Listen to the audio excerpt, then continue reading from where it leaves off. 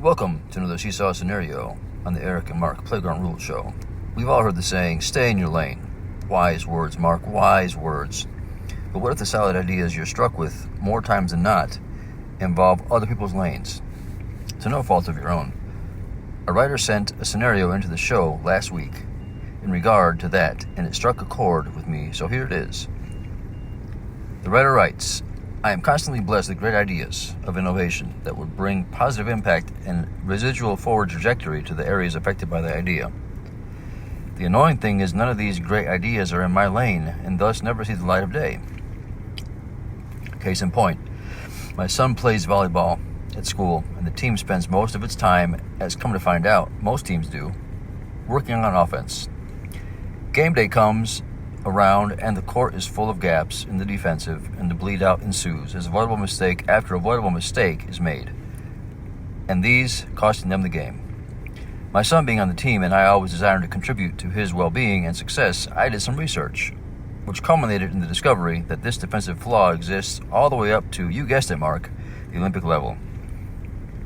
So that brought me a little ease because I thought now I can tell the school coach what I had found without them feeling like I am blaming them, the coach, as it ended up being, after all, a systemic issue. And they surely would take the nugget I found, implement it into their team, and dividends would be then seen. However, that's not what happened, as I'm sure you might have guessed it. The coach responded by saying, in so many words, attempting to be polite, but nevertheless saying, stay in your lane. Of course, after they said that, the team proceeds to get unnecessarily whipped every game after that, due to avoidable mistakes being made that my insight would have corrected.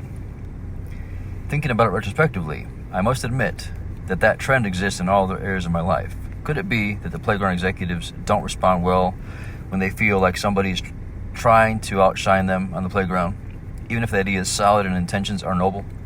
Or do I just need to work on a better elevator pitch? Seems like when one volunteers advice, they become the annoying pest. What would you advise that would make me the sought-after expert? In other words, is it an issue of wrong time, wrong playground? There must be a trend. Hopefully you can help me find it and help me subvert it. Joining us at the table is our dear friend Sean Almeida. Sean has decades of corporate training expertise and no doubt has valuable insight for our listeners. How say you, Sean? Hey Eric, that's a great scenario. Often I've seen in the corporate world, some of the breakthrough or the greatest ideas come from people outside of their area of interest or outside, or it's an outsider's view. This is because you offer typically a fresher perspective to the problem. Insiders are limited by biases and other things, whereas outsiders come in with a totally new, fresh view. Also, like outsiders bring in cross-disciplinary connections, right? You bring your wealth of experience from your outside experiences, depending on whether you're like in cases like in your case where it's like law or in my case where it's corporate leadership. There's so many other things that you can bring that is still applicable in area of sports, and you can bring in a different view. And like what I've seen is 30 or 40% of the biggest ideas or the most successful ideas in this world have actually come from outsiders. And this is the reason most companies that are failing often bring in new leadership from the outside, because they don't want to be clouded by the insider thinking or the biases. Lastly, I think I would wrap up and say there's a concept called lack of cognitive fixation. Experts often get stuck with existing solutions, whereas outsiders approach the same problem without any preconceptions, and this is what increases the human creative potential. So that particular problem that the team or that particular rut that the team is currently facing, and like you said, it's all the way from sports teams at the school level, through college, through professional, through Olympic level. and because it's the same coaches, the same players approaching the same problem with the same thinking, it requires somebody from the outside who has a totally new creative potential without any of the preconceptions to come and address that. Hopefully, yes, you will have resistance, but you will need to plow through that and show that true innovation and true breakthrough often comes from people outside of the lane.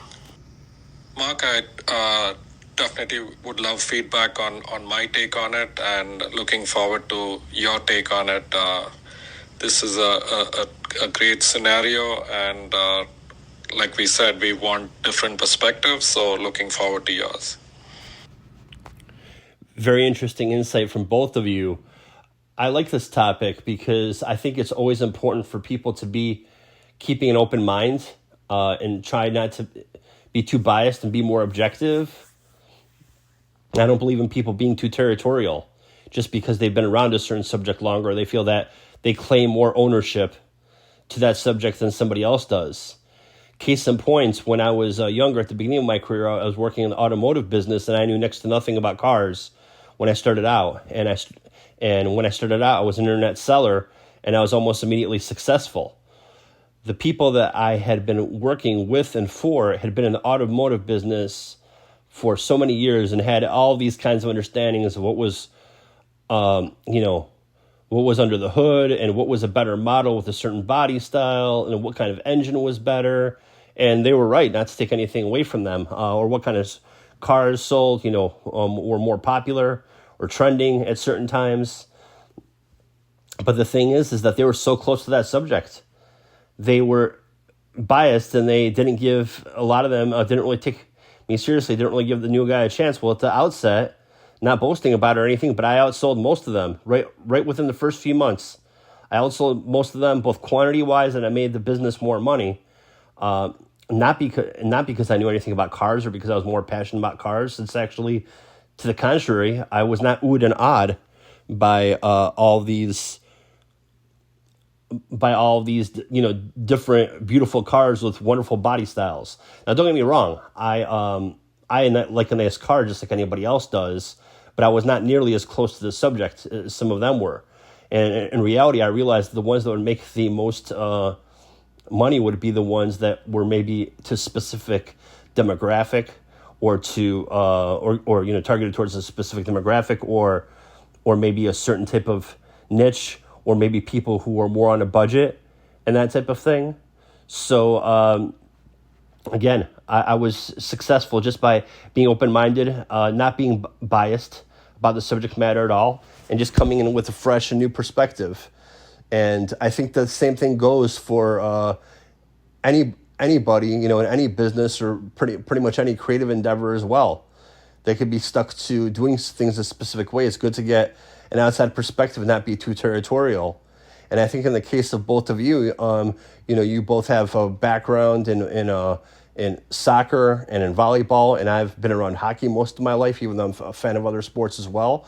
Maybe there's something that you all would see playing out in hockey that I wouldn't notice because it's been right underneath my nose for all these years, and I've just grown accustomed to it or taken it for granted or any number of things.